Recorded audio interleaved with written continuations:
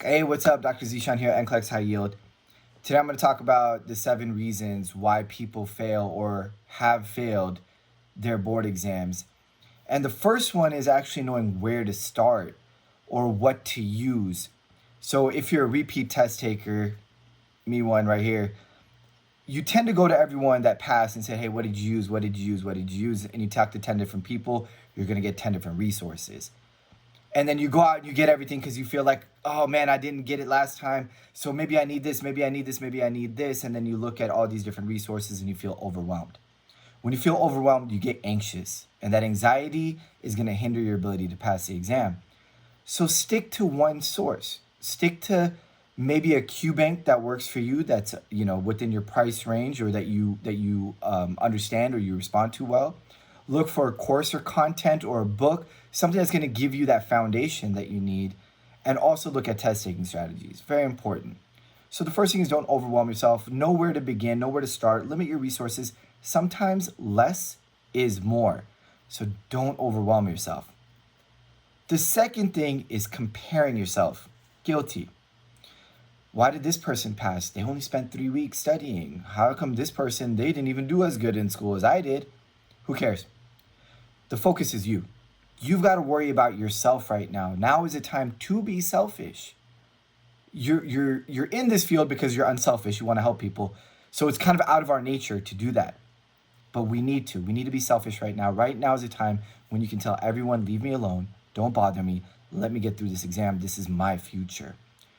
So don't compare yourself because everyone has their own time. I failed over and over again, but my attendings were like, Dr. Zeeshan, you're one of the smartest people that we've met. You know your stuff, but why can't you pass your board exams? Well, everyone has their own time frame. So just worry about yourself. Don't compare yourself to other people. The third reason is people make excuses. Now, I don't know everybody's life, but this was told to me and it really resonated with me. I don't know if you've got a full-time job. I don't know if you've got kids. I don't know if you've got whatever issues you've got going on in your life. But somebody told me this and it really stuck out to me. My boss told me this. And he goes, Dr. Zeeshan, no matter how hard you have it, there's somebody else that has it harder than you, but still made it happen. And I was just like, well, I can't argue with that because there probably is. So why keep making excuses? Let me just do it. Let me just get it done. The next one, the fourth reason, is the approach. You can't approach board exams like a final exam. You can study for a couple of weeks, couple of days for a final exam and get through it. This is a board exam. You don't know what they're going to hit you with. So make sure you're studying like a board exam. This is not something you're going to skate through. Maybe some people can, but for the majority of us, no, we're not going to get through this like that. So know that you've got to make that commitment. Know that it's going to take that time and hard work. People ask me all the time, was there a certain trick to this and a trick to that? No, dude, just know your content, study hard, and you'll be good. That's it. It's simple. There is no trick to passing a board exam. It's a board exam. So know that your approach cannot be like it was in school, which is what I did. I thought it was like a final exam in med school. I did great on those. And then came board exams and I failed. The fifth is content. There's no getting around content, and don't memorize. Okay, memorizing is a big mistake. It's a mistake that I've made. It's a mistake that a lot of students make. Take pyloric stenosis, for instance. You can't just memorize projectile vomiting and olive-shaped mass and think you're going to pass this exam.